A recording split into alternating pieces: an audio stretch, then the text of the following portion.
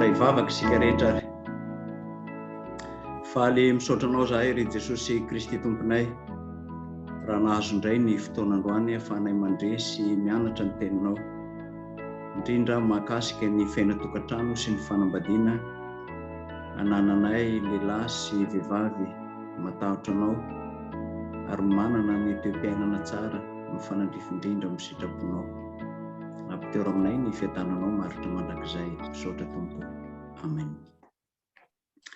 Raha fitiantsika zany ny nresantsika tamin'ny farany dia hitantsika fa amin'ny Genesis toko 2 ny 7:20 hatramin'ny 9:20 dia voalaza fa tsy nahita vady sahaza andralehilahy tamin'ireo biby izay nentina teo aminy, nentin'Andriamanitra teo aminy Adama.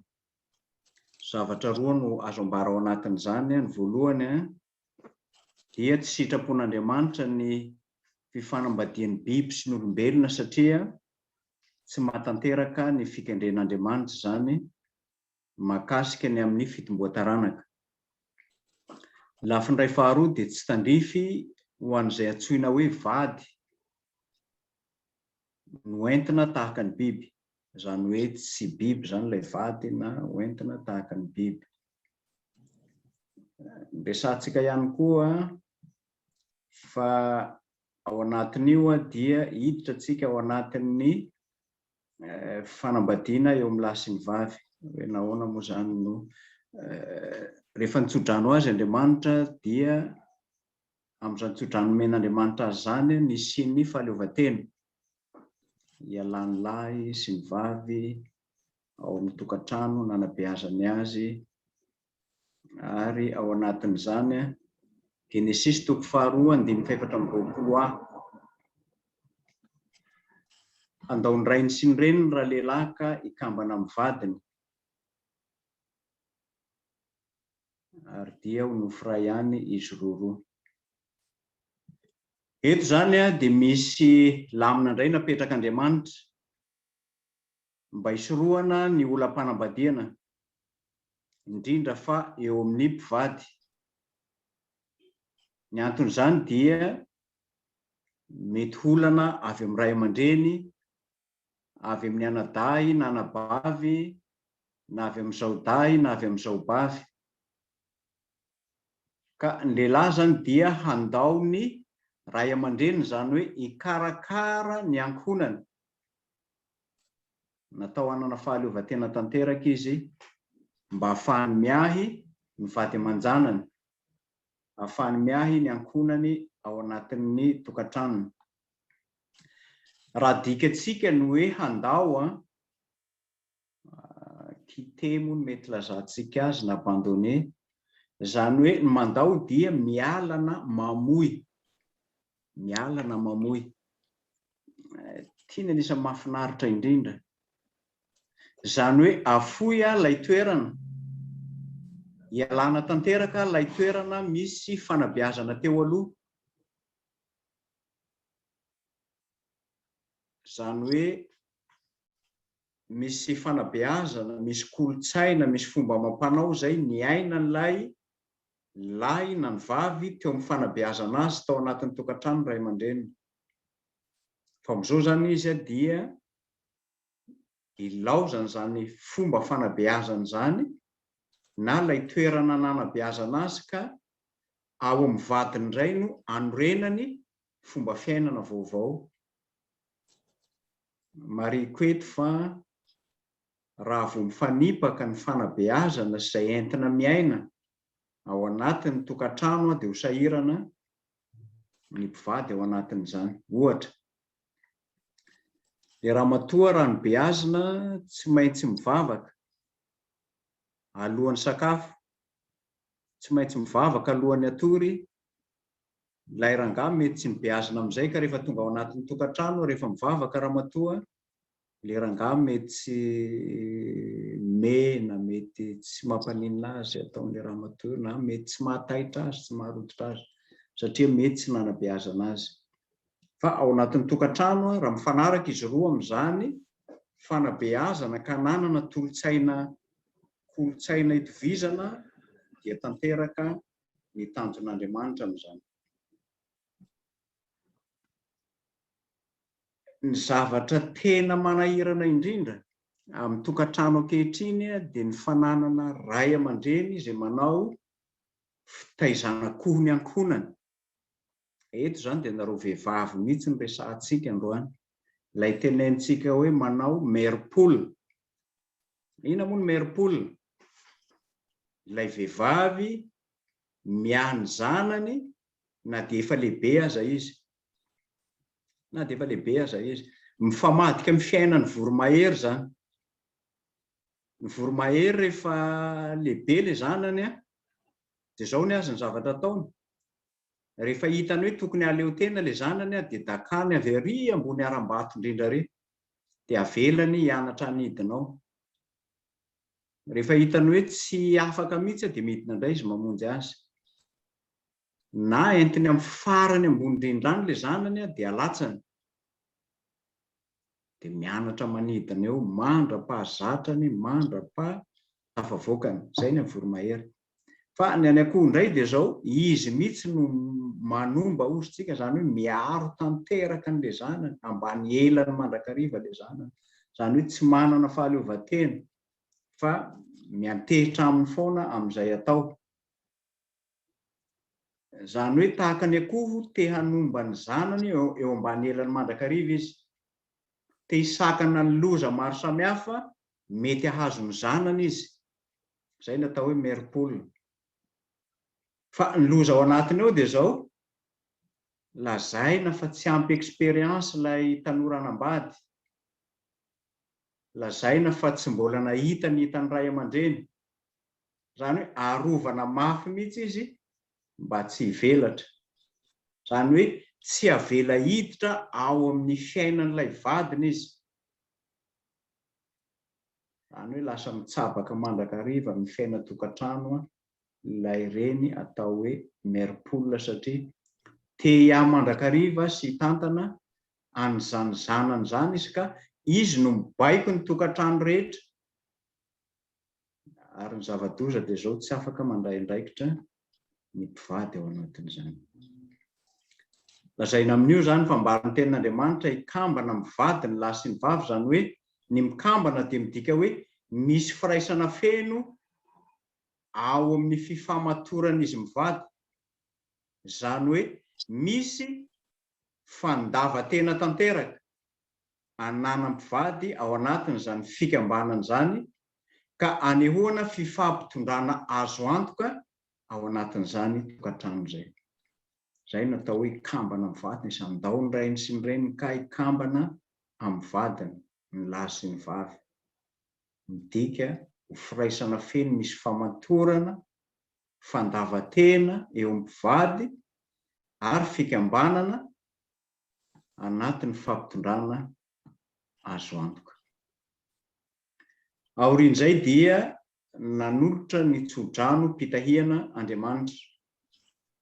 Izany hoe nitsofin'Andriamanitra rano ilay tokantrano izay nokarakarainy teo, ilay tokantrano izay noforoniny teo. Fitahiana voalohany indrindra dia avy amin'ny fampitomboan-taranaka. Izany hoe ilay fanomezan'Andriamanitra tsodrano izany ho an'ny lahy sy ny vavy dia ilay fanomezana tsodrano amin'ny loharanon'mpitahiana. Izany hoe loharanon'ny fianakaviana manorina tokantrano ka mitombo izany fianakaviana izany. Izany hoe nataon'Andriamanitra ho loharanon'mpitahiana ho an'ny taranaka mifandimby izany. Ny fahafahan'Andriamanitra manohy ny famoronana izay nataony teo aloha. Mandra-pahatonga ny fataperan'izao tontolo izao. Manohy an'izany Andriamanitra amin'ny alalan'ny tsodrano, izany hoe Andriamanitra no nitsodrano ilay tokantrano izay noforon'Andriamanitra teo. Anisan'ny ho resahantsika ao anatin'izany fiombona mivady izany dia ny atao hoe fitantanana ny tena. Ahoana ny ahafahan'ny mpivady mitantana ny tenany?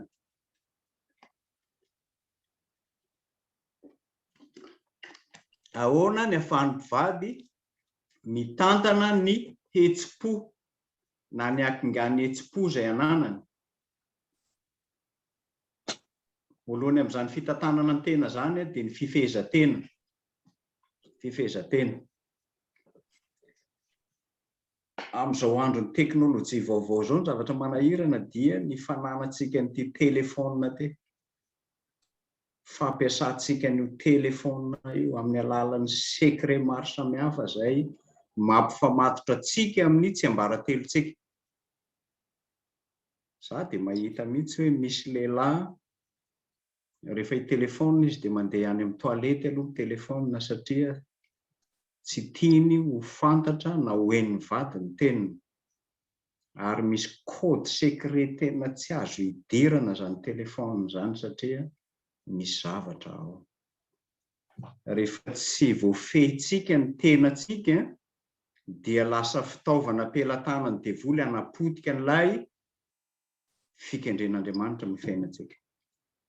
Ilaina ny fifehezana ny tena voalohany. Ary ny faharoa dia ny fisehoantsika ho azo antoka, na ny lahy zany na ny vavy. Fandraisako kely iny tamin'ny heriny. Ny atao hoe azo antoka dia ny olona mahatoky. Olona mahatoky eo amin'ny fitantanana, ny fiainany, ny fihetseham-pony ary fananana lanjam-bidy tena eo amin'izay ataony.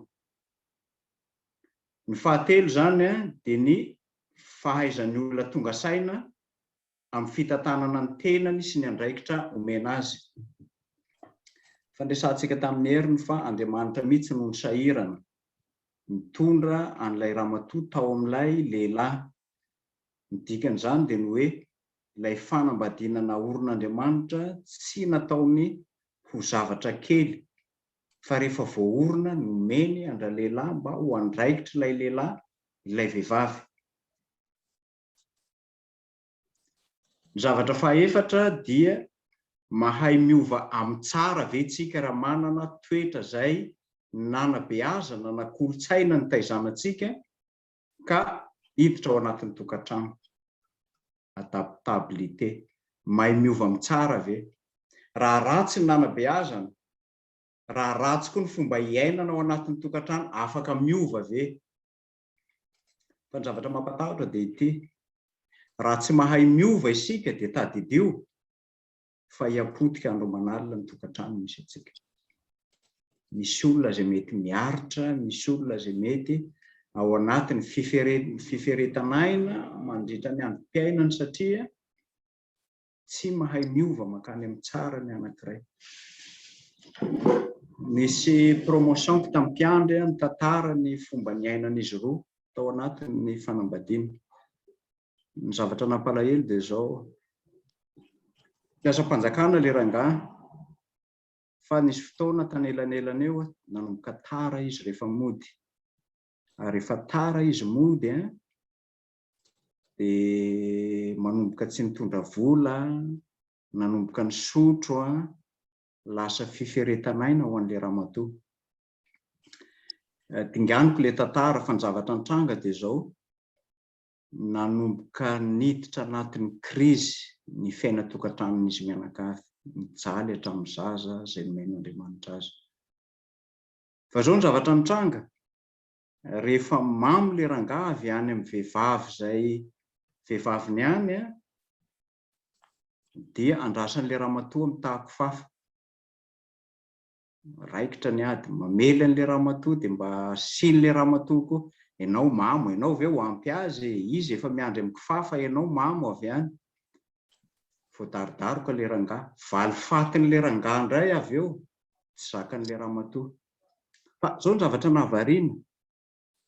Rehefa ela nanatona ny pasteur Rabekoto ilay ramatoa.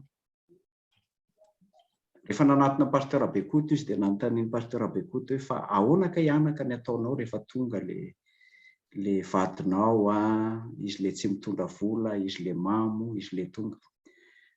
Alao sary an-tsaina anie izany hoe tonga le rangahy amin'ny 12 alina miaraka amin'ny vato.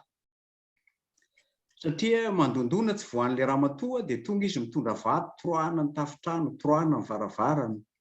mamoatsy fidiny. Rehefa niaona tamin'ny pasteur Rabekoto le ramatoa dia zao ny valiteny.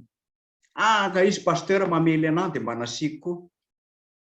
Rehefa mamo izy dia mba anjarako indray zao. Dia hoy pasteur, tsy zany anaka ny fanaovana anazy. Fa rehefa tonga izy, manao sakafo izy, manao rano izy, ampandroa izy, karakarao izy, any ho fitiavana izy. Na rahan'le ramatoa arabaky teny tokoa le izy. Dia zao ny zavatra nitranga. Tonga le rangahy hariva amin'ny 12 alina miaraka amin'ny vato, vonona nitoraka an'le trano indray. Fa rehefa hain'le ramatoa izy alavy tany amin'ny fomba ahalalany azy, tsy hanain'le ramatoa izy. Ny vato efa vonona mihitsy hoe nampandrosoan'le ramatoa. Ao mandrosoa dada, petrapetrahanao. Nanomboka kakakaka kely. Nanomboka viana indray le mpiatsara velatsihy ity, nanomboka namoa trano. Ao dada, tia ny sakafo, andao tsika ihinana. Iza indray no vonoina amin'io sakafo misy poizina io. Ao dada, andao ampandroana. Iza indray ny handro amin'io rano efa misy asidra io. Zay nataon'le ramatoa rehetra nisy fanakianana avokoa.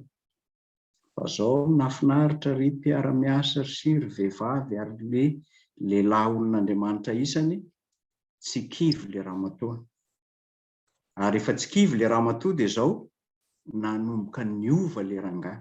Zay le hoe miova makany amin'ny tsara. Inona nampiova azy? Nanaitra azy ny fihetsika an'le ramatoa izay miova. Ny fampianaranay dia ny hoe rehefa tsy mety miova ny olona anankiray dia ianao aloha ny miova. Ianao ny miova. Mafy zany hoe ianao ny miova satria le olona no andrasanao iova saingy tsy miova izy. Ianao zany mila miova rehefa tsy miova izy. Ianao zany miova mihatsara raha miharatsy izy. Fa ho hitanao raha miova mihatsara anao, ho resinao ihany izy. Ny anankiray fahadimy dia ny fikendrena mba havita tsara mandrakariva amin'izay atao. Ny lehilahy sy ny vehivavin'Andriamanitra dia mikendry havita tsara mandrakariva amin'izay atao. Zany hoe tsy kitoatoa no atao anatin'ny fiainana-tokantrano. Tsy zavatra tsy mampandroso no atao anatin'ny tokantrano.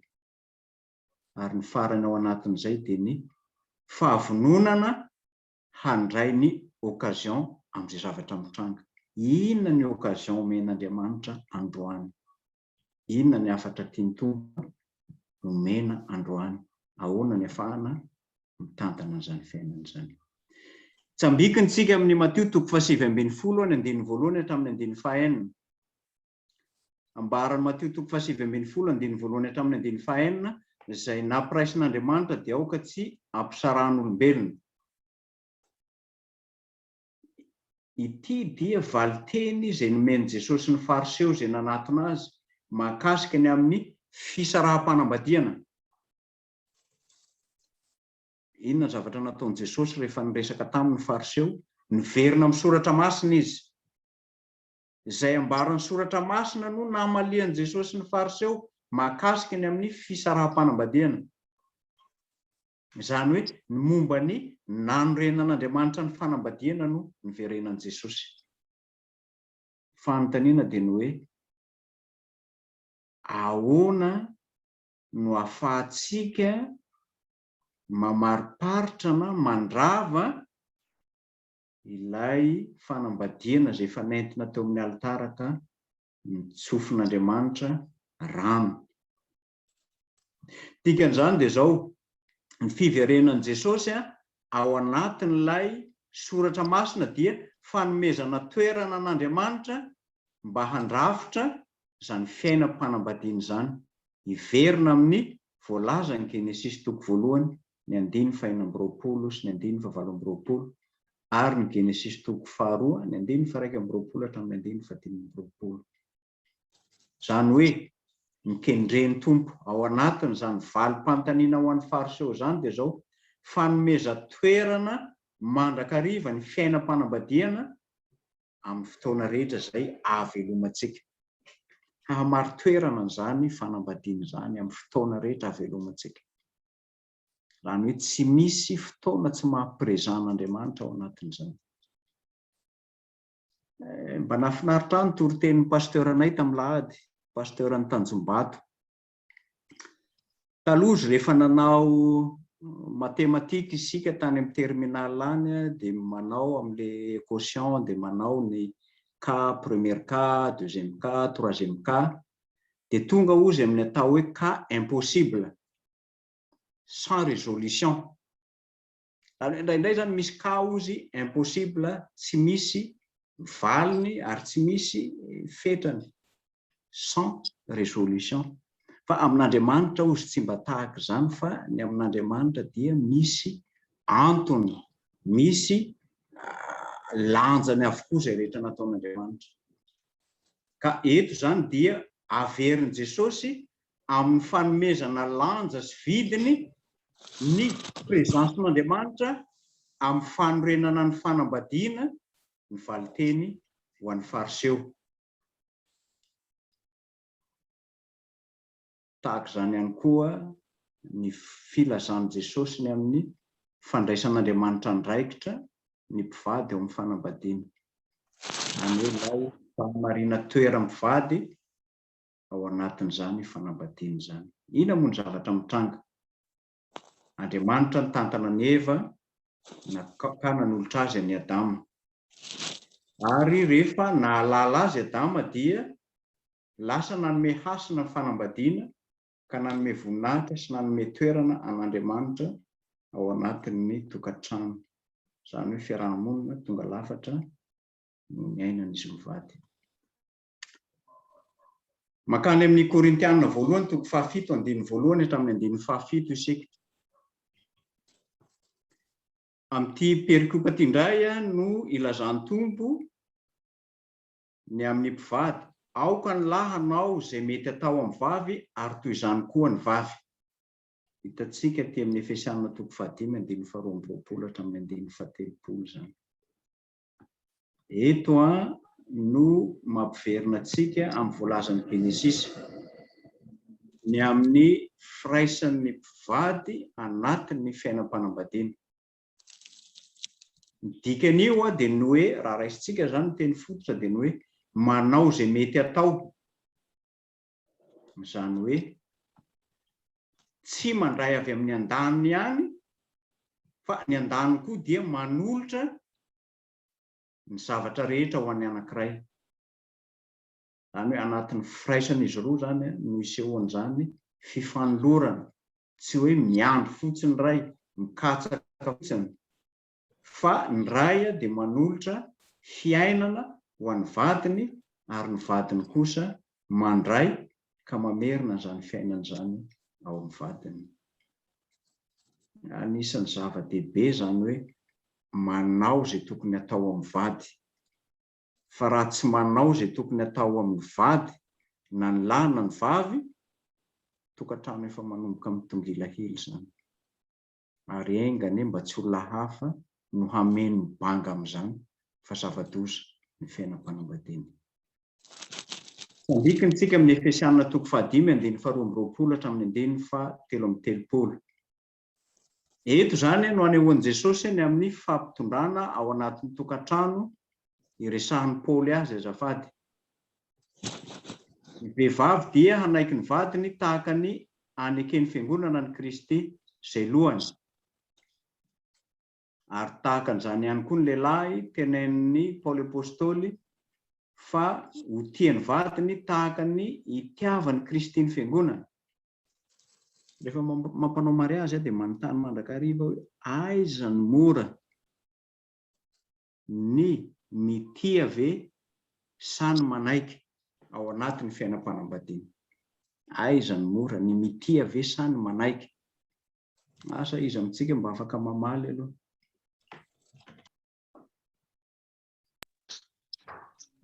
Ny mitia tompo. Ny mitia. Ny mitia. Ny mitia ny mora. Mihevitra amin'izay. Ny mitia no mora kokoa. Rehefa mitia dia manaiky ho azy eny ihany. Izay mihitsy mihevitra. Eny ary miombon-kevitra daholo ny vehivavy rehetra, za ihany tsy miombon-kevitra aminareo. manaiky. Zao hoe Manaiky aloha vao mity. fetsy be zany manaiky vao mity zany. Eto zany ny fanekena dia tsy karazana fanekeny andevon'ny tompony, tsy zay le izy, satria ny andevo tsy mana-tsafidy amin'ny fanekena, tsy zay le izy. Fa raha miteny fitiavana eto tsika dia misy an'le fitiavana karazany telo. Ny ray voalohany ny erosy mitovy amin'ny fitiavan'ny biby, io dia fitiavana ataontsika hoe tsy matotra, fitiavana zay miantehitra amin'ny filan'ny fotsiny, mampanjaka ny fiainana ara-nofo be fotsiny izy. Ny ray faharoa ny fitiavana Filoha, izay mitovy amin'ny fifandraisan'ny piraitam-pona ny ray aman-dreny sy ny zanaka, fitiavana misy tambiny, zany hoe misy takalony izy eo. Fa ny fitiavana fahatelo dia ny fitiavana agape. Ny fitiavana agape dia ny manao sorona ny tena na tsy mahazo tombony na tsy mahazo valiny aza. Zay zany ilay takiany tompo eo. Raha tsy mampiditra vola zany rangahy tianao foana izy, na maditra zany izy miaritra ny ditrany ianao ka mity azy, sanatriany zany mafy zany. Fa lay agape eo zany lay fanaovana sorona ny tena ka tsy takiana valiny, ilay tsy hain'ny lehilahy indrindra no asain'Andriamanitra iainana, ilay tsy hain'ny lehilahy indrindra. Ny lehilahy tsy mahay mitia izy, zay ny antony itenenan'ny Paoly apôstôly makany amin'ny lehilahy. Dinionareo tsara ne fa ny vehivavy mahay manome affection izy ho an'izay tiany na ny zanany io nizan'izy io. Tadidiko tsara zay fa zay lehilahy moa zany mba mitovitovy daholo ihany. Rehefa lasa le vehivavy na le ramatoa mandeha manao mission mandritra ny herinandro, le rangahy miaraka amin'ny ankizy rery ao anatin'ny herinandro, inona ny ataon'le lehilahy rehefa ao izy? Any andafy mino mety tsy dia tratra nyity satria ny any tsy dia ahitana mpanampy. Omena vola le ankizy, omena sakafo, totofana zavatra be dia be, amin'izay milamina izy. Zany hoe omena materiel mba hilamina izy. Mino fa maro ny lehilahy manao an'izany, omena materiel le zaza dia amin'izay milamina. Mahafa-po azy ve le materiel omena azy? Tsia. Fitiavana ny tadiaviny, affection ny tadiaviny, intimité ny tadiaviny. Reny manana an'io naturel ao aminy io ary hainy io, manome an'izany affection zany. Dia izay indrindra nefa ny tenenina eto hoe ianareo lehilahy tiavany vadinareo tahaka ny tiavan'ny fiangonana an'i Kristy. Jesosy manolo-tena ny fiangonana, eny hatramina aminoan'ny tenany teo ambony hazo fijaliana aza, nitondrana azy teo ambony hazo fijaliana ka nitondrany latsa, ny kapoka, ny fangirifirina noho ny fitiavany antsika. Tahaka izany ihany koa nataony lahy amin'ny vadiny, hitondrany fangirifirina, ny famelomana, fikarakarana, ny fitiavana, ny ankohonana. Ny vehivavy raha raisina indray tsy dia manaiky fa manaiky tsy sasoka na manaiky tsy araka ny tena izy. Eny ary tsy mampaninona ary, inona ny ambadika izay? Manaiky izy saingy izao misy reserve.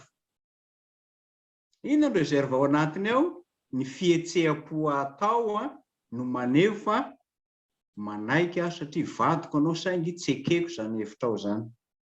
Mba tsy hisiany olana dia manaiky tsy fidiny, mba tsy hisiany ady dia eny ary.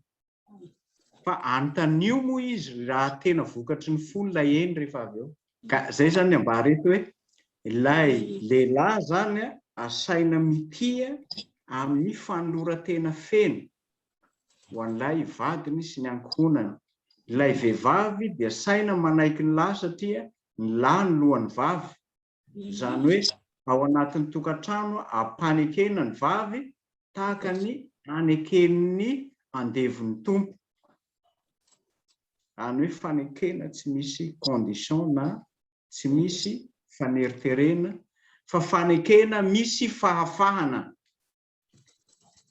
Manaiky ianao satria afaka ianao, manaiky ianao satria manana an'izany fahafahana feno zany ianao.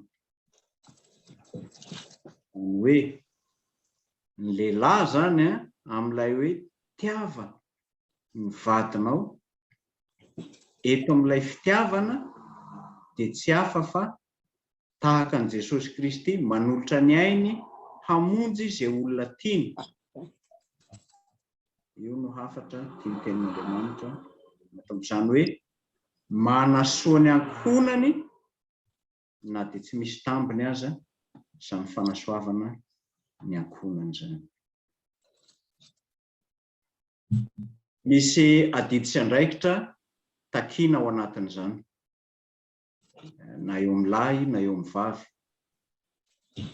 Ao anatin'izany misy ilay fitiavana manompo tahaka izay nataon'i Jesosy.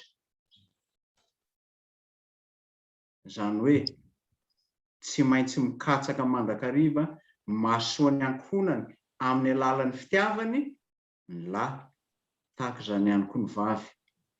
Izany hoe handray ilay vehivavy ho mpiara-miasa, mpiara-mandinika, mpiara-manapa-kevitra aminy ilay lehilahy. Na dia loha aza izy dia loha izay manome fahafahana fa tsy manao herisetra amin'ny alalan'izany fitiavana ny vadiny izany. Tsy latsa-danja amin'izay koa ilay vehivavy. Manana didy sy andraikitra ny vehivavy amin'ny alalan'ny fikarakarana ny tokantrano, ekeny fa izy ny loharanony izany. Izy no mitantana ny tokantrano, mikolokolo ny ankohonana, manao izay ahatamana ny vady aman-janany ao an-tokantrano mba tsy hampivily saina na havariana ny vadiny any ivelany. Ity dia tsy ndriko ity ry vehivavy n'Andriamanitra isany. Ataovy izay ahatamana tsara ny vadinao ao an-tokantranonao, ataovy izay ahatamana tsara ny ankohonanao ao an-tranonao. Rehefa tamana izy tsy mivily izy.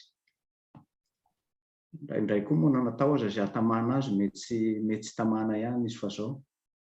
Andraikitra izay napetrak'Andriamanitra amin'izany planiny nandaminany azy zany ny sin'ny firindrana, fifamenoana ao anatin'ny tokantrano. Amin'izao dia manomboka malaza ry mpiara-miasa isany ny feminista. Jesosy tsy mba nampianatra feminista zany izy, tsy mba nampianatra an'izany izy.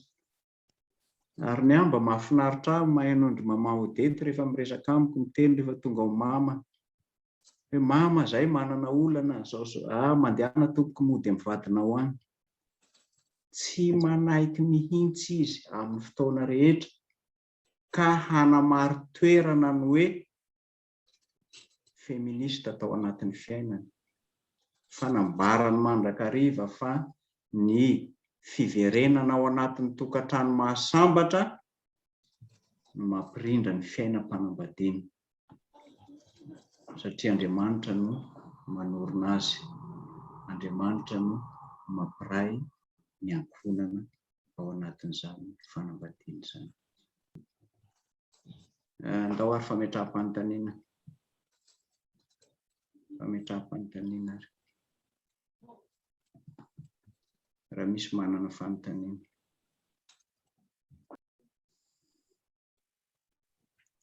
Raha pastor. Makasitraka tompoko. Salama tompoko. Misy fanontaniana tompoko. Mikasika ny le teny ao amin'ny Genesis.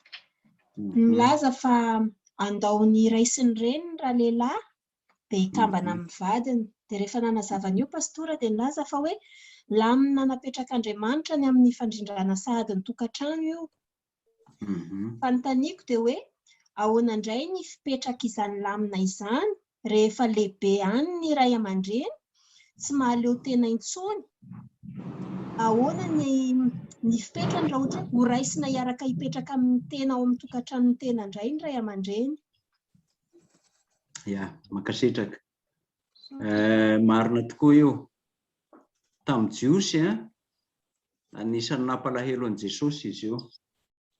Inona moa nampalahelo ny tompo tamin'izy io? Anisany nampalahelo azy dia ny hoe rehefa antitra ny vehivavy anankiray na ny lehilahy anankiray dia atao hoe fanatitra ho an'Andriamanitra izy na korbana. Izany hoe tsy karakaraina intsony izy. Tena nokian'i Jesosy mafy izy io tamin'ny dindinika izay nifanaovany tamin'ny fariseo. Satria nanakianany azy dia ny hoe dikany hoe korbana ilay hoe atao fanatitra zany dia ny hoe tsy mendrika an'io karakaraina intsony ilay ray aman-dreny antitra eo fa karazana hoe apetraka ho an'Andriamanitra ny mandraindraikitra sy mikarakara azy. Nareo moa zany presque any ivelany daholo no mipetraka. Fa tsaroako tsara tamin'izaho mbola tany États-Unis misy vehivavy lehibe anankiray rehefa avy nanao recherche amin'ny pasteur mivady efa antitra ireo pasteur ireo dia mipetraka amin'ny hospice hozy tsika. Izy mivady zany any mipetraka satria ny olana any amin'izareo dia ny hoe zareo tsy manana mpiasa izy, mpanampy moa isika aty Madagasikara. Fa ny mpivady zany no mifanampy, mifamelona, manao izay andrindrana ny fiainana. Indraindray maka an'ireny olona izay afaka manadeo, indray mandeha isan-kerinandro, afaka manao ireny zany atao indray mandeha isan-kerinandro na isaky ny tapa-bolana. Ka tsisy lahy na vavy afaka hikarakara ny ray aman-dreny intsony noho izay anton'izay. Dia apetraka any amin'ny hospice ilay ray aman-dreny satria any izy voakarakara kokoa, satria ny lehilahy na ny vehivavy dia tsy maintsy andeha hiasa, mikarakara ny zanany sy ny sisa dia ho sahirana. Fa amin'ny contexte antsika aty Madagasikara sarosarotra kely satria faran'izay mampatahotra mahita ray aman-dreny tsy voakarakara ny zaza nateraka. Ny fijeriko azy manokana zany dia miankina amin'ilay fianakaviana io. Ny anay izao ny mamako manokana tsy mba mety miara-mipetraka aminay na dia efa tenaina aza hoe andao hipetraka aminay. Ireo antitra ireo tsy haiko aloha ny anareo fa ny anay tsy mety mipetraka amin'ny zanaka zany ireo. Na ratsy ny tranony any, na tsara ny tranony any, tsy na tsara lavitra noho ny azy ny ianao, aleony any izy mipetraka any amin'ny tranony any. Aleo ihany aty amin'ny tranoko aty. Alaise kokoa izy any amin'ny tranony any. Adidina petrak'Andriamanitra amintsika ny ray aman-dreny. Ary fitahiana ny mikarakara ray aman-dreny. Ary anisan'ny andraikitra mitondra fitahiana ny fikarakarana ray aman-dreny. Amiko manokana zany raha mamaly azy dia ny hoe raha misy ny fahafahana manomela ray aman-dreny toerana ahafahany manana ny fiainany manokana dia izay ny tsara indrindra satria mety ho sahirana izy ao anatin'ny tokantrano misy anao. Ny mamako manokana zany aloha dia tsy manaiky mihitsy ny mipetraka aminay. Na dia efa mba fanirianay mivady, faniriany zafikely andao bebe hipetraka aminay. Raha maharitra herinandro ihany izy mipetraka aminay dia miverina ny fianarantsoa. Tsy mety izy. Inona zany ny azo atao dia mitondra fanampiana ho azy. Ny zavatra mety tsy mety dia ilay hoe sady mipetraka ao amin'ilay mpivady ilay ray aman-dreny no mitsabaka amin'ny fiaina tokantranon'ilay mpivady. Izay ngamba ny hitako tena sarotra. Raha ohatra izy efa omena fiahiana amin'ny maharay aman-dreny azy, raha ohatra izy karakaraina amin'ny maharay aman-dreny azy nefa maka ny toeran'ny mpivady ao anatin'ny tokantrano, zava-doza be zany. Tsy mety ozy mama Odety. Satria raha izy no maka ny toeran'ilay ramatoa ao anatin'ny tokantrano ka hibaiko ny tokantrano, zava-doza zany. Ary raha ilay rangahy koa no haka ny toeran'ilay zanany lahy anatin'ny tokantrano ao ka izy indray mandidy manapaka ao, zava-doza zany. Fa heveriko raha ao izy amin'ny maharay aman-dreny, loham-pianakaviana mipetraka amin'ny toerana maharay aman-dreny, everiko fa fitahiana ho any ankohonana zany. Ny ray aman-dreny tsy mba vesatra, ny fikarakarana ray aman-dreny tsy mba vesatra, fa adidy apetraka Andriamanitra amintsika. Amiko manokana zany dia ny hoe ezahantsika ny manao fiahiana sy fikarakarana ireo ray aman-dreny izay nomeny tompo antsika. Raha sarotra ilay fiarahamonina dia leo mitady hevitra mba hirindrany fiarahamonina, ka sady ilay ray aman-dreny voakarakara ny tokantrano milamina, fa raha sady tsy voakarakara ilay ray aman-dreny tsy milamina ny tokantrano, io ny zava-doza indrindra. Raha fitiniko zany dia ny hoe fitahiana omen'Andriamanitra antsika ny fikarakarana ray aman-dreny. Fa raha ilay ray aman-dreny ho fitahiana indray ny lasa olana ao anatin'ny fiaina tokantrano, ka izy no mandray andraikitra na maka ny toeran'ny lahy na maka ny toeran'ny vavy, zava-doza be ho an'ny tokantrano zany. Zay ngamba no azoko amaliana azy. Tsy azo ekena zany ny ray aman-dreny maka ny toeran'ny lahy na maka ny toeran'ny zanaka lahy na maka ny toeran'ny zanaka vavy ao anatin'ny tokantrano. Fa izy dia ray aman-dreny mpanoro lalana, mpanoro hevitra, akana expérience, mpanohana ambavaka, mpanohana be dia be. Mama Odety ny tokony mamaly an'izany. Rehefa menandrara dia miresaka. Misaotra indrindra tompo miarahaba ten'Andriamanitra. Izay moa rehefa dia efa izao fa 2 taona. 2 taona izay mivady dia maty ny vady ny tokantranonay. Dia izahay vady rehefa tonga taty sy mahatokantrano. Efa nikarakara trano hipetrahanay sy mahatokana. Fa raha lainay nianatra tany Madagasikara dia izahay tao. Andaontsika hoy ho any amin'ny ankizy. Dia indrindra zaho fa izaho dia izaho tsy mikitiky momba ny tokantranony aho. Zaho dia mikarakara, manampy izay tokony ho vitako, fa izy zareo indray aza atao amin'ny faravavy manko izao. Indrindra ny faravavy manko dia efa nanome chambre ray aho. Dia ato aho tsy mikitikitiky ny zavatra rehetra na inona amin'ny tokantrano. Dia nainay eny dia vavaka no ataoko ato, vavaka. Dia manana namana aho tokantrano rery ny amiko ry tanora zanako nareo aby. Ny amiko raha olona rery ohatra tokantrano maniaka izy zay. Tsy tiako bakeo ny zanany, fa izaho kosa dia ohatry ny zazakely zao. Reo koa ka dia tia dia manaja zany mahatamanay. Fa raha tsy izaho any Madagasikara anie manan-trano, fa na Madagasikara tsy maintsy mipetraka amin'ny zanaka. Noho ninona tena fifaliako ary ny zavatra nangatako tamin'Andriamanitra hoe mba ho akaiko ny zanako rehetra dia tanteraka amiko. Izay no hoe inona moa tsika kristiana tsy maintsy mandefitra, mana fitiavana, fa io fitiavana io anieny tsy ananatsika. Zay tompoko sao dia elabe ny resako rapasy fazafady. Ya, makasitraka neny. Mahavaly azy ve le fanazavako teo? Eny toko, misaotra pastor. Dia misy fanontaniana faharoa azafady toko. Mikasika an'le hoe tsy avelan'i Jesosy ho ravana ny tokantrano, nandrara mafiny amin'io izy, ny amin'ny fariseo. Dia ny fanontaniako dia hoe ny tokantrano no hamasinina ihany ve no concerné amin'izany? Ahoana ny fipetraky ny tokantrano izay mbola tsy no hamasinina? Nefa zavatra hita iainanay aty amin'ny sosiete aty, betsaka ny tanora no hoe noho ny contexte économique hoe mila manao économie, aleo tsy mba sitriny ahy tsy mandofa trano anankiroa dia vivre ensemble, manao concubinage.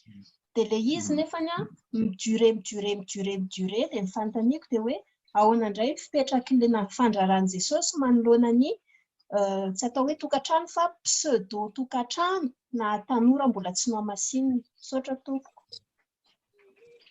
Raha mbola tsy nohamasinina na tsy mbola vita fisoratam-panambadiana izy dia mbola tsy mpivady izy zay. Ny antsika loterana zany raha efa vita fisoratam-panambadiana izy dia efa eketsika ho mpivady izy zay aloha. Fa ny fitondrana ny fanambadiana eo amin'ny alitara no mampifamatotra amin'izay planin'Andriamanitra ny tantanany antsika. Tsy azo ekena ho mpivady zay rehetra miray trano amin'ny tsy vadiny. Inona ilay hoe ataovo izay tokony hatao amin'ny vady. Dikan'inona dia ny hoe tena misy fiombonana sy firaisana. Raha iverenantsika ilay Genesis teo ilay Genesis 2:2 teo dia milaza aoka izy handaondrainy sy noreny ka ikambana amin'ny vadiny izy dia ho nofo iray ihany izy roa. Ilay hoe ho nofo iray misy firaisana, ara-batana, fiombonana ao anatin'ny tokantrano satria Andriamanitra nanamasina azy. Averiko indray mandeha hoe Andriamanitra mihitsy no nitondra any Eva tany amin'ny Adamo, tahaka ny ray izay mitantana any Eva ka nitondra azy teo amin'ny Adamo. Satria mbola tsisy alitara tamin'izany fotoana izany dia ilay tsodrano nataon'Andriamanitra ho azy anankiroa. Andriamanitra tena ny tsodrano ilay fanambadiana izy anankiroa.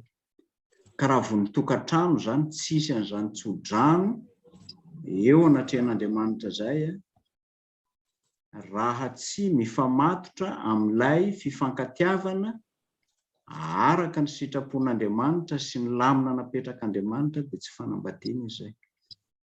Misy ny olona mety vita soratra koa vita mariazy fa tsy mirindra anatin'ilay planin'Andriamanitra ny fiaina tokantrano dia tokantrano andalam-paharavana zany. Ny amaliko azy zany dia ny hoe tena ota ny firaisan'ny olona anankiroa mialohan'ny fanambadiana. Tena ota ny firaisana tokantrano tahaka ny ataon'ny mpivady amin'ny tahaka ny ataon'ny mpivady amin'ny fiainam-panambadiana.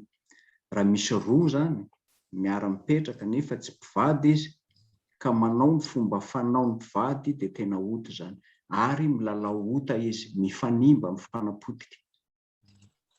Tsy eken'ny tenin'Andriamanitra io ary tsy ekentsika koa fiangonana izany fomba fanao zany. Indraindray moa ny fiangonana mijery fotsiny satria matahotra ny hoe sao dia mandratra n'ilay tovolahy na ilay tovovavy. Aleo ary izy mba mihaino tenin'Andriamanitra fa tsy mety. Tena fanapotehana ny fiainam-panahy zany. Tena fanapotehana ny fiainam-panahy. Izay zany ny amaliana an'iny. Misy fanontaniana tompoko. Tompoko. Miarahaba pastora, miarahaba antsika rehetra. Dia mamy tokoa ny fampianarana tompoko makasitraka indrindra. Dia tena tonga saina fa tena mahazendana zao Andriamanitra zao. Raha ilay tamin'ny Efisiana zany, kay zany ilay vehivavy sarotra manaiky mihitsy ny tena izay zany tena dian'ny tenin'Andriamanitra hoe ianao vehivavy manekeny vadinao ary ilay lehilahy tsy dia mahay mampiseho fitiavana iny mihitsy zany. Ilay zavatra ifananana zany ifananana fa izay mihitsy zany ny andidian'Andriamanitra azy dia tena henjana zao Andriamanitra zao tompoko fa dia tena tonga saina. Ny fanontaniako pastora mifanaraka amin'ilay fanontaniana teo fa dans le sens inverse zany, raha tokantrano zany ka nohamasinina dia tsy tokony ho rava mihitsy. Ny tokantrano no fa nohamasinina nefa misy fahotana na ny lahy na ny vavy tao ny amin'ny fotoana maro. Tena mety voavitra ve zany ny tokantrano tompoko rehefa miverina amin'ilay fitiavana voalohany? Misaotra. Tena avitra reto misy zavatra folo tany saiko vitsivitsy manamarina n'le teninao teo. Aoka tsy ho ao an-tsain'ny mpivady ny fisarahana, Mateo 7:20-9. Ny faharoa, aoka ho mahatoky ny mpivady, izany hoe ny lahy mahatoky ny vavy mahatoky ny lahy. Aoka tsy hisy salovana ny tokantranon'ny mpivady, Genesis 2:2-4. Aoka tsy hifanambany na hifanjakazaka ny mpivady, izany hoe tsy afaka hiteny ray hoe zaho ngeny tena izy atao anatin'ity tokantrano ity, Genesis 2:1-1. Tsy azo atao ny mampitaha zavatra tsy tokony hampitahaina, Tononkira 5:5-5. Izany hoe aza mampitaha ny fiainan'ny olona amin'ny fiainanao fa tsy voatery hitovy. Mety ho sambatra izy ny fijerinao azy fa tena sambatra tokoa ve izy. Ny fahaenina dia tokony fampiarahana ny zavatra rehetra. Raha ny fanirian'ny vadinao no ataonao ambony ianao dia azo antoka le izy. Izany hoe manolo tena tanteraka aho zany ho an'ilay vadiko. Korintiana 1:7-2-5. Tokony hifanakalo hevitra sy tsy mifanafinjavatra mpivady, Genesis 2:2-5. Fasivy, tokony tohizana sy havaozina ny fankatiavana. Iny tena valiny ty. Tokony tohizana sy havaozina ny fifankatiavana. Raha tsy tohizana ilay fankatiavana fa mandeha amin'ny rotina fotsiny, ary raha mandeha amin'ny rotina ka tsy havaozina ilay fankatiavana dia rava izy zay, mihasimba tsikelikely izy. Ary ny fahafolo farany dia ny fampidirana an'Andriamanitra ao an-tokantrano. Iny le resahako teo hoe put God first, atao voalohara an'Andriamanitra ao anatin'ny fiainan-tokantrano. Ny tokantrano tompoko dia azo vonjena. Ahoana ny hamonjena azy? Ny ahafahantsika manavao ny fankatiavana. Raha tady ho rava io dia havaozy, raha tady halazo dia hampanireo, raha tady ho reraka dia omeo hery, havaozy mandrakariva, fa mbola azo atao tsara misove azy. Asiako fanamarihana amin'ny resaka fisaraha-panambadiana,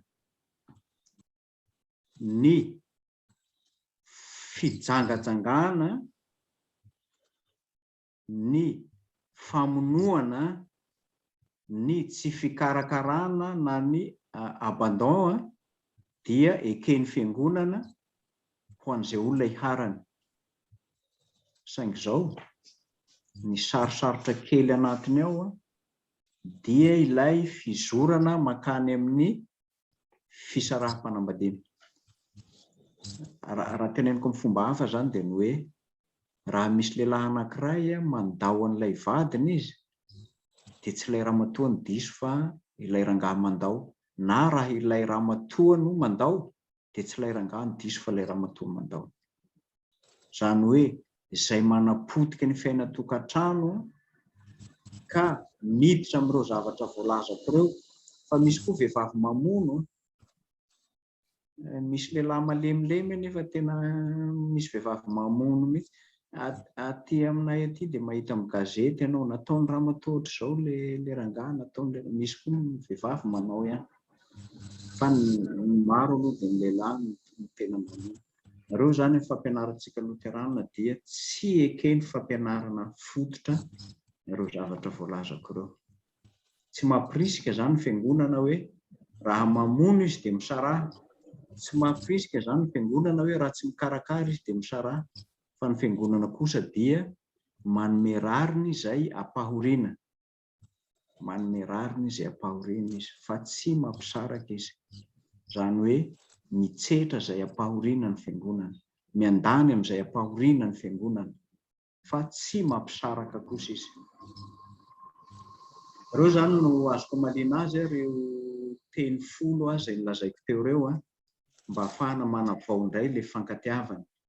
Satria rehefa mihavaoana io dia mety foana io. Anisan'ny tsainay lehilahy no manao ny atao hoe langage d'amour. Zany hoe maneho fitiavana ny vady amin'ny alalan'ny teny sy ny fihetsika. Amin'ny dinika mariage dia io ny sarotra indrindra. Ka ve tsy efa hitanao amin'ilay fihetsika teo fa tianao aho hoe mafy mihitsy io. Ilay vehivavy mba miandry fihetsika hita maso, voninkazo, orika, safosafo. Izay tsy nampianarina an'izany. Ka tsy fantatrao aho hoe tianao raha tsy manao an'izany. Mila ianarana sy havaozana ny fitiavana mba maro toerana tsara. Mety misy kolontsaina ihany manefy anatin'ireny tsy ahafahana manefy fitiavana. Ny Afrikana manana izay kolontsaina izay hoe lasa malemy ny lehilahy raha manefy fitiavana ny vadiny. Tsy ambaran'ny soratra masina zany. Soratra masina dia mampianatra ny tsirairay mba hahamaro toerana ny fankatiavana amin'ny alalan'ny intimité-zao. Eny tompoko.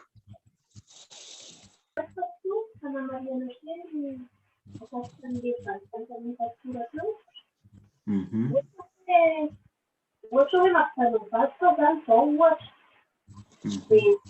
Misy pastora hono fiangonana manerary izay victime.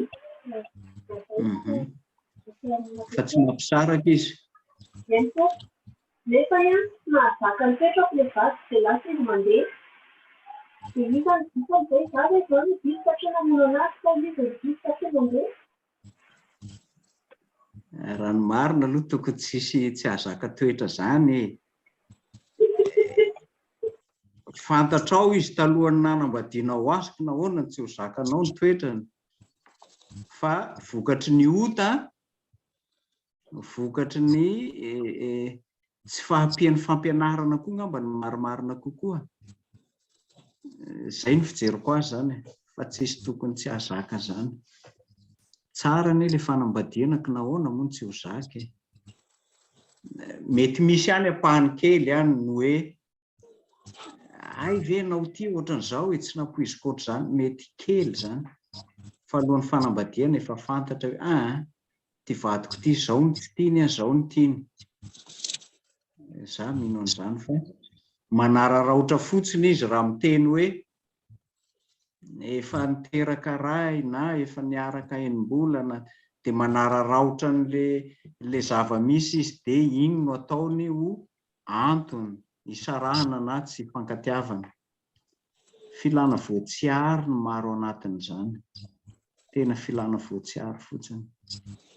Fa raha ny marina, za mino fa mety tsy mitovy ny fanabeazana sy ny fomba fiainana talohan'ny fanambadiana.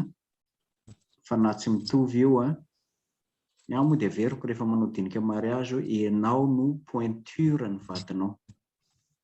Amin'ilay lamina napetrak'Andriamanitra hatramin'ny voalohany. Matoa ianao fa tsy olon-kafa dia ianao zany ilay pointure ny vadinao. Raha tsy ianao izy dia kiraro manaikitra zany. Raha manaikitra izy zava-doza be. Fa izay zany ny amaliko azy hoe filana voatsiary zany betsaka anatin'ireny na koa hoe tsy mbola fahamatoran'ilay fitiavana. Fa rehefa matotra ilay fitiavana azo antoka io. Na koa tsy fahampian'ilay fampianarana. Iny ilay tenaintsika teo hoe tokony tohizana sy havaozana mandrakariva ny fankatiavana dia mirindra foana. Nahoana moa no misy olona antitra izy mbola tsy misara-panambadiana. Nahoana no misy an'izany? Tsika ve dia mino fa tsisy olana reny olona naharitra amin'ny fanambadiana reny? Tsy maintsy nisy tao. Tsy maintsy nisy zavatsarotra ny lalovana eo fa naharitra an'izany izy satria izay ilay fanambadiana. Tsy maintsy naharitra izy. Za tsy mino mihitsy hoe reny olona reny dia nilamina nandritra ny 70 taona, 70, 70 taona ny vadiany tao. dia tsisy olana mihitsy. Aya, tsy marina zany. Anjely angamba zany tsy olombelona. Raha mbola olombelona izy dia tsy maintsy misy olana ao, fa hain'izy roa ny mandravona n'izany olana zany. Hain'izy roa ny mifandefitra, mifanaja, mifanao sorona ny tenany ao anatin'izany. Na dia indraindray sarotra aza ilay manao sorona ny tena, indraindray mety mahakamo koa aza. Indraindray ilay olo tiana ho mahakamo anao ihany. Tsy raha dia raha mahafaly mandrakariva mandritra ny 80 taona, fa mety mahakamo anao izy fa tsy midika hoe halanao izy. Ary tsy midika hoe tsy tokony ho tiavina izy rehefa misy zavatra tsy tovizan-kevitra. Fa izay manko ilay tena mampisaraka ne. Vao tsy mitovy ny hevitra dia andao tapahana ilay fifankatiavana na ny fifamatorana. Tsy avelantsika halazo ny fifankatiavana, ary tsy avelantsika ho tapaka tahaka ny tady zany. Fa kolokoloina, volena tsara ny intimité ao anatiny ao dia mandroso tsara eo. Zay zany fahitako azy. Reny olona reny zany manararaotra fotsiny an'le fahalemena na fahadisoana kely mba ahafahana mandao an'ilay anankiray. Na efa te hiala koa izy dia zarany aza misy an'iny ialana. Fa raha tena manam-pitiavana izy tsy mamela ny tokantrano ho potika zany izy. Mahavaly azy ve zay?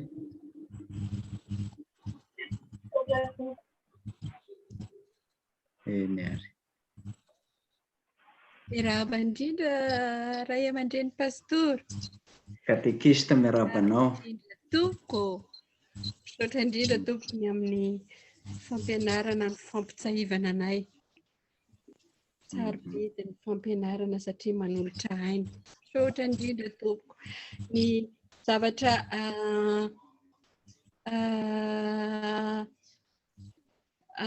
metrako fanontaniana angambany amin'ny fitiavan'ny tokantrano kristiana, ny fifankatiavan'ny mpivady kristiana na ny fifankatiavana amin'ny tokantrano kristiana dia misy ny modeliny fitiavana ao amin'ny Andriamanitra Ray sy Zanaka ary Fanahy Masina. Ny tsy misy miafina tamin'ny zanaka mihitsy izay nataon'Andriamanitra ary ny obéissance parfaite nataony Jesosy sy ny fifandraisana tamin'izy ireo. Tena marina koa io satria amin'ny trinité zany dia misy fifamatorana. Izay fifamatorana hita mandrakariva amin'ny fiarahan'izy ireo miasa. Cursus moa nilazana azy amin'ny teny latina zany, misy fiaraha-miasan'Andriamanitra mandrakariva. Ny zavatra tena mahalasa saina satria anatin'ny fotoanan'ny karena tsika izao efa hiditra anatin'ny herinandro masina dia ny hoe Jesosy tena nanaiky sy nanolo-tena amin'ny planin'Andriamanitra. Jesosy nanaiky sy nanolo-tena amin'ny planin'Andriamanitra amin'ny famonjenatsika zany. Anisan'ny sarotra zany, tena sarotra ny hoe hiafara amin'ny fahafatesany ambony azo fijaliana ny fanekeny ny sitrapony ray. Ary noho ny fitiavany ray atsika koa dia natolo ny zanany na dia hitondrany fangirifiriana azy. Tena natolo ny zanany na hitondrany fangirifiriana azy. Tena nangina tanteraka Andriamanitra na dia nangirifiry ny zanany noho ny fitiavany atsika olombelona. Tahaka izany ihany koa ny fanahy masina izay nampaherin'ny tompo nandritra ny fiaretany ny mafy rehetra. Izany hoe tsy nisy na dia ray aza tamin'ny trinité ka tsy naneho an'izany fiombonan'izany manoloana ny famonjenantsika. Tena ohatra tsara io tenain'ny katekista i Madame Fara io ny amin'ny hoe tena misy fitiavana mihoatra lavitra noho ny fitiavana izay takatry ny saitsika ny fitiavana ao amin'Andriamanitra. Mihoatra lavitra ny fitiavana takatry ny saitsika ny fitiavana ao amin'Andriamanitra. sarotra ane zany hoe ny zanaka ao zany atolotra ao mba famonjena antsika olombelona tena tsy ny haino izy. Andriamanitro nahoana dia mahafoy ahy ianao. Eli lamasa sabakitana.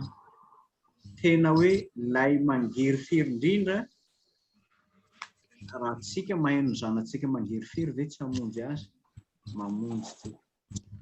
Andriamanitra amin'ilay fitiavana dia io ilay nitenain'ny katekista teo hoe ilay fitiavana tonga lafatra, fitiavana ambony indrindra. Ao amin'ilay Andriamanitra telo izay iray no fitiavana takina amintsika koa anatin'ny fiainam-panambadiana. Ilay fanoloran-tena tanteraka ho an'ny hafa, ho an'izay tiavintsika. Io dia tsy ny vady ihany fa ny zanaka ihany koa. Tena fanolorana tanteraka tsara indrindra ho an'izay tiavina. Raha vao miteny an'ilay fitiavana agape teo, iny zany ilay fitiavana tsy manapetra amin'ny alalan'ny fanaovana sorona ny tena. Zany hoe ianao zany manao sorona ny tenanao ho an'ilay olona tianao, ilay olona amonao ny tenanao. Iny zany no tena tianao. Ka amin'io zany raha fitiantsika dia ny hoe fitiavana manompo tahaka izay nataon'ny Jesosy. Io zany no takina amin'ny fiainam-panambadiana. Zany hoe mikatsaka izay mahasoa mandrakariva ny ankohonana izy amin'ny alalan'ny fitiavana. Mandray ny vehivavy ho mpiara-miasa, mpiara-manapa-kevitra, mpiara-mandinika, manome lanja ny anankiray, mandray andraikitra amin'ny anankiray. Io zany no manamarina n'ilay tenenin'ny katekista teo. Tena hita toetra ao amin'ilay Andriamanitra tokoitsika ilay fitiavana. Vao nanorina an'izao tontolo izao izy dia efa niteny izy hoe andeha isika hamorona olona tahaka ny endritsika. Tsy mba niteny Andriamanitra iray hoe aleo ataoko. Mbola ny fampidinika amin'ny alalan'ny fananana fitiavana, andeha isika. Tena hoe Andriamanitra iray telo mihitsy no nametraka ny lanjany izany. Raha fiteny kely zany amin'ilay fifamatoran'ny fitiavana eo amin'ny voatim-panekena izay ataontsika, natao teo an'Andriamanitra amin'ny fanorenana fanambadiana, dia tsy lasa roa intsony zany mpivady fa lasa ray izy, tonga nofo ray izy. Zany hoe lasa olona anankiray, saina iray, fo iray, fomba iray, fananana iray, eny ray aina koa aza izy. Io zany no mampivady azy. Saingy ao anatin'izany maha-iray azy zany dia indraindray sedrain'ny onjam-piainana izy. Amin'izany fisedrany izany no ahitana ny toetran'ny fitiavana maro toerana. Rehefa voasehatra dia hita taratra anatin'io zany ny mahamaro toerana ny tokantrano. Ny sedra mety ho sedra avy any ivelany, mety sedra anatiny. Fa ao anatin'ny sedra no isian'ny fifankatiavana mahafiorina, fiarahamonina tonga lafatra, fifanampiana sy fifanasoavana ao anatin'ny fifanekena. Zany hoe ny fitiavana zany no adidy ambony indrindra sy andraikitra petraka Andriamanitra amin'ny fiombona mpivady. Io zany fototra ahafahana miara-monina, miara-mentana ao anatin'ilay fiainam-panambadiana izay tian'Andriamanitra hiainan'ny lahy sy ny vavy. Ny lahy no lohan'ny tokantrano araka ny rafi-pandaminana napetraka Andriamanitra mba ho antoky ny filaminana. Saingy ny vehivavy koa dia nataon'Andriamanitra ho mpiara-miombonantoka amin'izany fampandrosoana ny fiainana-tokantrano izany mba hitoeran'ny fahasambarana feno ao anatin'izany tokantrano izany. Tamin'ny heriny aho nareo nangataka andramatoa mba hanatrika io izy akaiko eo izy. Manolotra ny fiarabanantsika rehetra amin'ny anaran'i Jesosy, faly mifankahita amin'ny alalan'ny teknôlôjia efa mivoatra ny vaovao ity, dia faly mihaona aminareo dia manana ny fiadanany tompo koa aminareo tsirairay avy. Mankasitraka indrindra koa ny amin'ny fiara-miasa sy ny amin'ny fitiavana fa tena zava-dehibe ny amin'ny fitomboantsika ao amin'i Jesosy dia mirahary soa anareo tsirairay avy tompoko. Mirahary soa Ramatoa. Mirahaba nareo mivady. Misaotra indrindra, misaotra Ramatoa. Dia manotra fisaorana feno anao manokana Ramatoa satria raha tsy alefanao pastora dia tsy tanteraka ny fampianarana.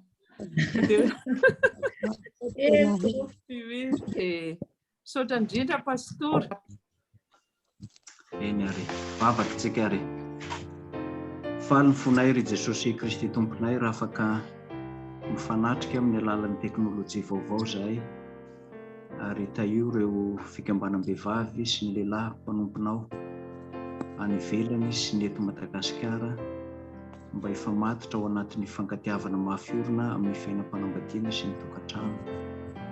Tsarovo koa ireo izay mbola mikasa ary ireo izay mbola tsy manana ankohonana fa maniry hanana an'izany mba hitoerany fitahianao sy ny planinao ny fiainan'izy ireny ka ho tanteraka tokoa ny teny fikasanao.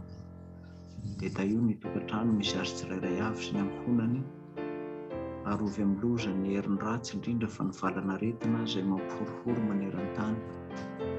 Dia matoky izay fa hainao ny zava-drehetra ary ianao ny hameno ny banga rehetra. Tanatin'ny herintaona izay ny hatrehana ny valanaretina ka nahatonga ny tokantrano maro handalo fahasahiranana. Ianao tompo ny hatrano amin'ny tokantranon'ny kristianina rehetra ary ianao ny hamahaolana ka hanome azy ireo fitahiana sy fiadanana maritra mandrakizay. Ianaranao ry Jesosy Kristy tomponay no ametrahana izany fahafatesana. Amen.